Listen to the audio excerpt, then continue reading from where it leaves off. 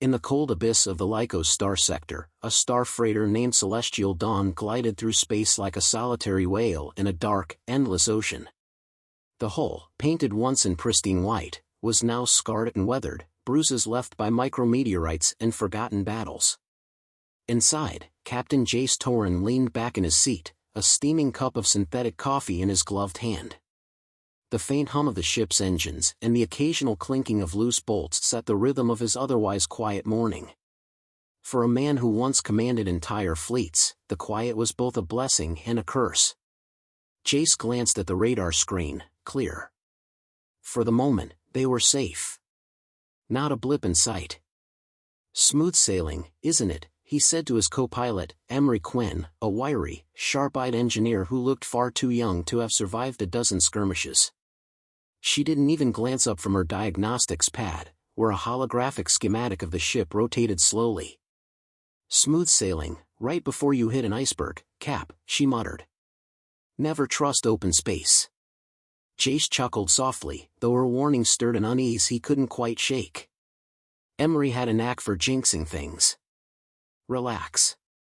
This route's been quiet for months, he replied, trying to reassure himself as much as her. He finished his coffee and leaned forward, staring out the massive viewport where the stars sprawled like diamond dust across black velvet.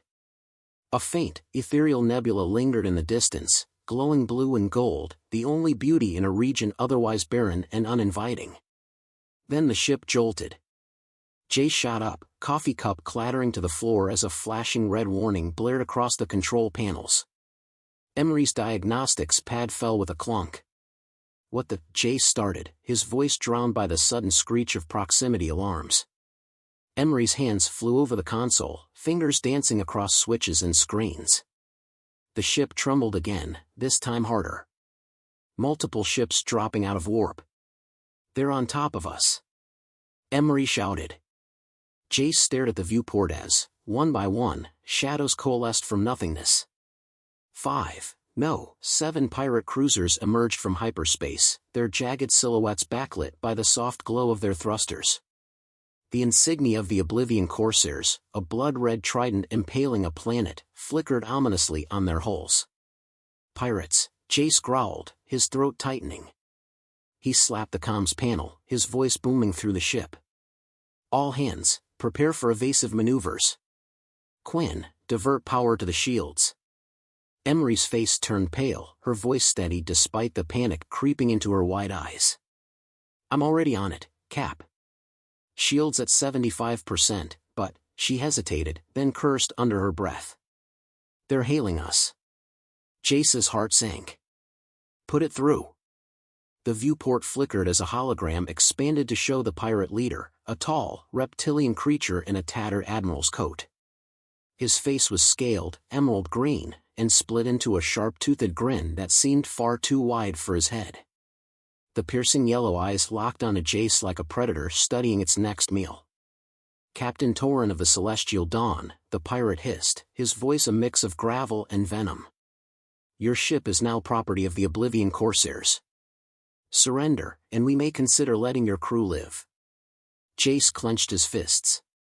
These pirates weren't known for mercy. They were butchers, slavers, and scavengers, and there was nothing more they loved than preying on weaker ships for parts, cargo, and humans. He'd seen their cruelty firsthand. And if we don't surrender? Jace asked coldly. The pirate's grin widened.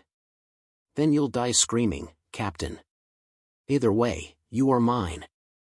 The transmission cut out. Without missing a beat, Jace grabbed the controls, his voice snapping orders to Emery. Power to engines. Full throttle, now! The Celestial Dawn groaned as its thrusters roared to life, pushing the ship into an evasive spiral. Laser fire erupted from the pirate cruisers, streaks of red lancing toward them like fiery spears. The shields flared bright blue as the first blast struck, sending vibrations shuddering through the hull. They're locking onto us. Emery shouted.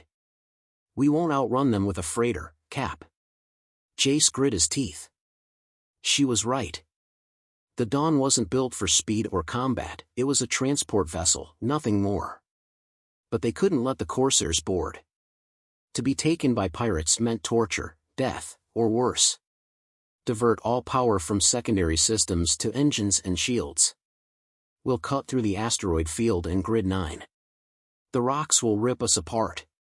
Emery protested. Not if we're lucky. Punch it. The Celestial Dawn lurched forward, a desperate burst of speed sending it hurtling toward a nearby asteroid belt. The pirate cruisers followed close behind, firing relentlessly. Chunks of molten debris exploded from the asteroids as lasers missed their target, but the Corsairs were gaining. Shields at 40%. Emery reported, sweat dripping from her temple. Hull integrity's dropping. Jace stared ahead, his hands steady on the controls. The asteroid field loomed larger with every passing second, the massive rocks twisting in slow, silent chaos. It was a death trap, but it was the only option. Stay sharp. We weave through the belt. Maybe we lose them. The Dawn plunged into the asteroid field. Jace's knuckles turned white as he twisted the freighter through narrow gaps between tumbling rocks. Every swerve sent vibrations through the hull, metal straining against gravity's pull. Behind them, the pirate ships followed, but the smaller cruisers struggled with their own bulkiness. Jace grinned fiercely. They're having trouble. Good. Cap, starboard engines are overheating. Emery shouted. A warning klaxon screeched, followed by a deep, resonating impact that threw both of them forward. Jace slammed against the console. Sparks erupted as an asteroid clipped the freighter's wing, sending it into a chaotic spin. Stabilize it. Jace roared. Emery fought the controls, her teeth gritted as her hands danced over the glowing panels. Slowly, the ship righted itself, but alarms blared across every screen. We've lost shields, Emery breathed, her voice cracking. And the engines, they won't hold. Jace stared at the radar. The pirate cruisers were closing the gap again, gaining fast. There's no outrunning them, Emery whispered, her face pale. Jace, we're dead. Jace exhaled sharply, his mind racing.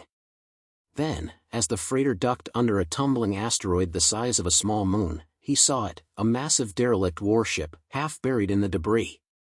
Its hull was ancient, blackened by centuries of drifting in space, but its sheer size was staggering. We're not dead yet, Jace said, pointing. Get us to that wreck. Now. Are you crazy? Emery shouted, but she didn't hesitate. With a burst of thrusters, the Celestial Dawn angled toward the massive wreck, weaving through debris like a predator zeroing in on prey. The pirate cruisers followed, closing in fast. Jace gripped the controls tighter, sweat dripping down his forehead. His heart pounded, every muscle in his body tense. This wreck was his only chance. Whatever secrets it held, he was betting their lives on it. And pirates don't stop chasing until there's nothing left to chase. As the freighter ducked into the gaping maw of the derelict ship's hangar bay, the pirate cruisers roared in pursuit, lasers lighting up the dark. Emery shouted something, but Jace barely heard her. His eyes were on the blackness ahead, the silence of the grave.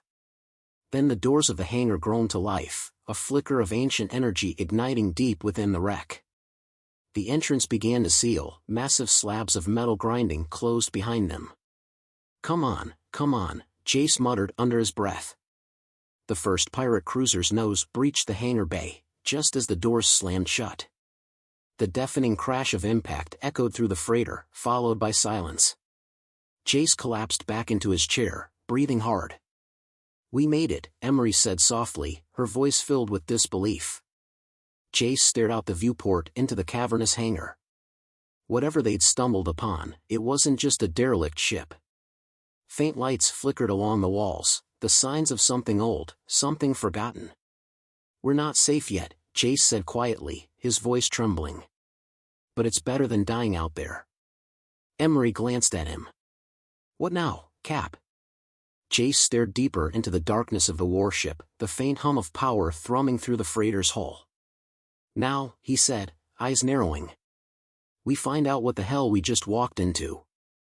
The interior of the ancient warship was as haunting as Jace had feared. The hangar bay, once designed to house fleets of fighters, now sat empty, its massive framework crumbling. The air was thin and cold, tinged with the metallic scent of something old, almost dead.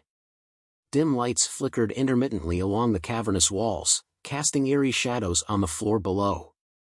Life support's weak, but it's holding, Emery muttered, checking her readings. She fidgeted nervously with the diagnostics pad. Whatever this ship was, it's been here for centuries. Jace unsnapped his safety harness and stood, his boots echoing against the metal deck. He grabbed a blaster pistol from his utility belt, checking the charge. "You think it's empty?" Emery asked quietly, following his lead. Jace glanced at her, his expression hard. "We're about to find out." Together, they descended the freighter's ramp into the warship's hangar. The silence was oppressive, as though the very walls were holding their breath. Overhead, cables hung like dead vines, swaying gently in unseen drafts. Jace's footsteps crunched against shattered debris, glass, bits of machinery, and the occasional scorched remnant of what had once been. "Where do we even start?" Emery asked.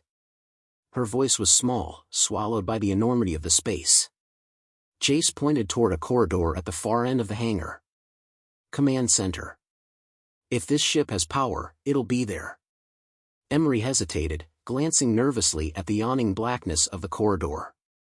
"Cap, this doesn't feel right. There's something off about this place." Jace looked back at her, his expression grim. "You want to take your chances with the pirates?" She shook her head quickly. "Lead the way." They moved cautiously into the corridor, Jace's blaster raised. The walls of the ship were massive, lined with conduits that pulsed faintly with energy. The deeper they went, the more the air seemed to hum, as though the ship itself were alive, or waking up. Emery shivered. "You feel that?" she whispered. "It's like something's watching us." Jace ignored her, focusing instead on the faint glow of a control panel up ahead.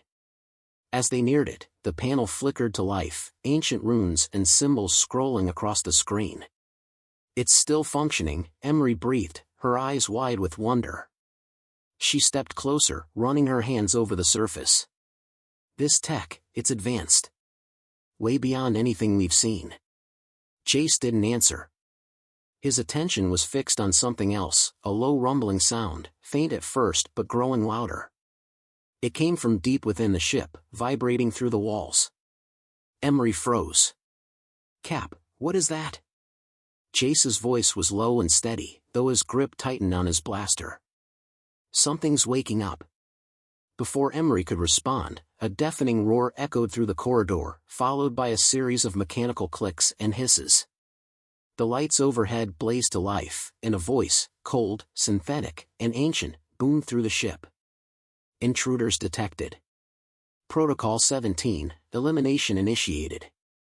Jace cursed, grabbing Emery by the arm and pulling her back toward the hangar. Behind them, the sound of metal grinding against metal filled the air, followed by the rhythmic pounding of heavy footsteps. "Run!" Jace shouted.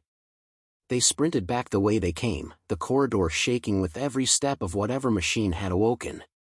The ancient warship was no graveyard, it was alive, and it was angry. As they burst back into the hangar, Jace saw the ramp to the celestial dawn still extended. "Get to the ship," he yelled, shoving Emery ahead of him. Behind them, the shadows erupted as massive, hulking machines, ancient war droids, stormed into the hangar, their glowing red eyes locking onto the fleeing humans. "They're gaining!" Emery screamed. Jace turned, firing his blaster at the nearest droid. The bolts ricocheted harmlessly off its armored shell. The droid's arm transformed into a cannon, energy building at its core. "Move!" Jace roared. They dove onto the Celestial Dawn's ramp just as the droid fired, the blast detonating behind them and shaking the entire ship.